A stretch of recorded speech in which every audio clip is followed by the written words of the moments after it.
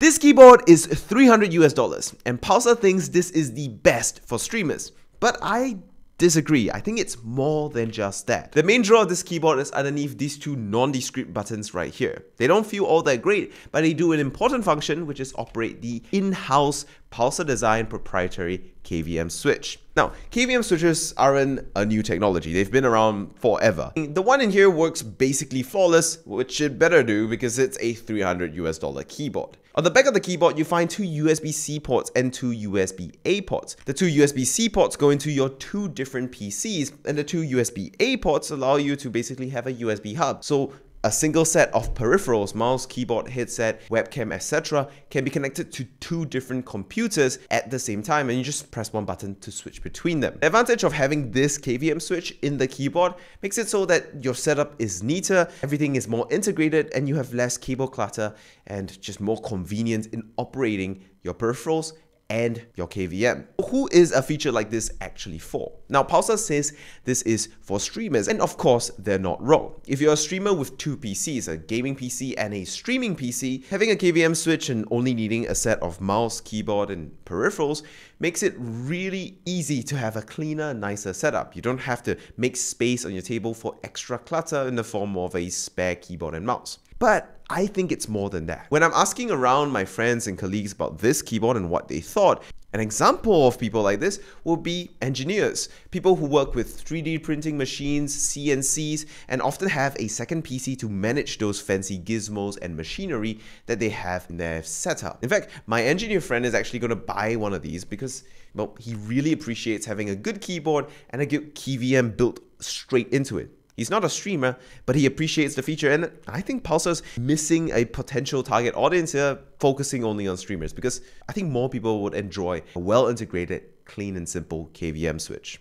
The rest of the keyboard is really good as well. As far as pre-built gaming keyboards go, note I said gaming, not enthusiast, not custom, not typing keyboards. Gaming keyboards go, the Pulsar Xboard QS is really, in my opinion, the best built one I've used so far. This and the ROG Airsoft Carbon. I mean, this thing is hefty. The whole thing is proper CNC aluminum, and you have PBT double shot keycaps that are pretty thick. You also get gasket mounting, fancy RGB, as well as heavily lubed stabs that are basically perfect straight out of the box that need no modding, as well as a nice sound insulating poron on the back of the PCB. The whole thing is powder coated, which feels and looks gorgeous.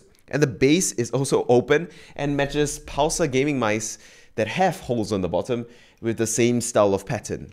Whoever's doing design at Pulsar, they understand consistency, and I think this keyboard looks really nice. The only thing I would really like Pulsar to do is to make a set of keycaps with their logo font, because that is a really nice font, and I would love a set of keycaps with the Pulsar logo font.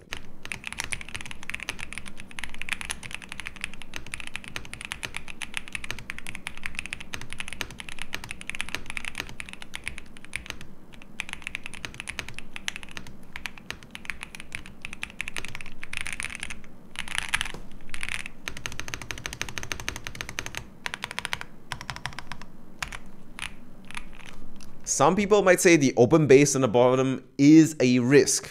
I mean, if you spill a drink on your table, there's more likelihood water goes up and short circuit something. But the PCB is quite elevated from the desk, so I don't really see it as a big issue. And come on, you shouldn't be spilling drinks on your desk anyway. The overall build quality and the typing feel on this keyboard is excellent because it has Cal Jade V2 switches, as well as all the other keyboard features I have mentioned earlier. It sounds good and it feels good, and of course it has a volume knob as well. The only thing I would change about this keyboard, I don't know if they did for later editions because this is the first edition. No, sorry Pulsar, I took very long to make this video. Is that I would put a piece of poron or dampening material between the bottom metal piece and the top metal piece, because right now it's just metal on metal, and when you kind of hit it, there's a bit of a rattle because it's metal on metal, and that will inevitably happen. If they added just a strip of rubber between where the top and bottom piece are mounted to each other, that would completely be eliminated.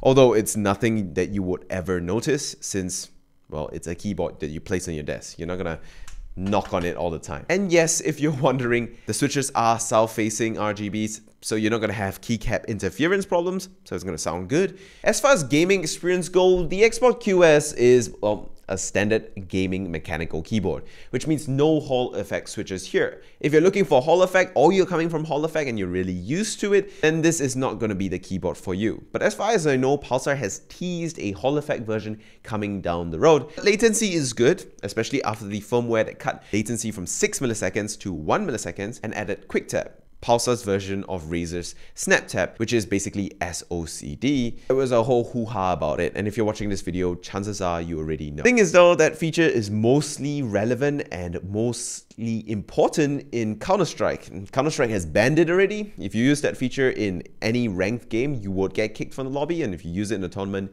you will lose the map. But hey, if you like using that feature in Valorant, Overwatch, Apex Legends, those games still allow that feature to be used, so hey, this has it now. This does make the keyboard actually the first one with normal mechanical switches to have Snap Tap or SOCD as far as I know, which is pretty cool, I guess. But as someone who plays Valorant and use Snap Tap for a bit, I actually think a game like Valorant is better if you don't use that feature, because movement gets a bit weird and inconsistent when Snap Tap is active. So is it worth it? Well, for the very specific target audience of people that can use a fully integrated KVM switch, it could make sense. If you have a fully assembled solid CNC aluminum mechanical keyboard that is great straight out of the box with good keycaps, good RGB, good switches, good everything, it's gonna cost you what, close to $200 anyway. And I'm talking about keyboards you don't have to assemble yourself. Of course, you can assemble a keyboard that's this good a lot cheaper, since well, you're assembling it yourself. This has full customer service, warranty, support, which comes with a brand that is more established like Pulsar, and also comes with a product that is more fully assembled like this one. And then you add in the cost of a KVM switch that is good and works properly, that isn't too big and clumsy and takes up too much space on your desk. And then the price of this $300 keyboard starts to make a bit more sense. Of course, this is by no means a cheap product. I'm not here to say it is value for money or cheap. This is an expensive premium product, but I'm just saying that it does do enough to justify its price, that for the right audience and the right buyer, it could make sense and it could be worth it. Remember, you are paying for a fully integrated product that you can pull out of the box, plug in straight away, and have it work flawlessly. I've tested it for hours and hours on end, and the KVM switch never failed me once. And there is going to be a cost premium associated to that. It is a niche product that is executed very well, and that tends to be really expensive. I mean, just look at Zowie gaming monitors. Niche products executed really well, cost a metric butt ton of money. So, will you buy one of these? Tell me in the comments. For me, I'm not going to be using this as my daily driver gaming keyboard. I am in too much of an affair with Hall effect switches to give them up. But this is an absolutely killer keyboard to have at my office, to switch between my MacBook for work and my work PC. Super convenient for that, and it cleans my setup up so much. Subscribe.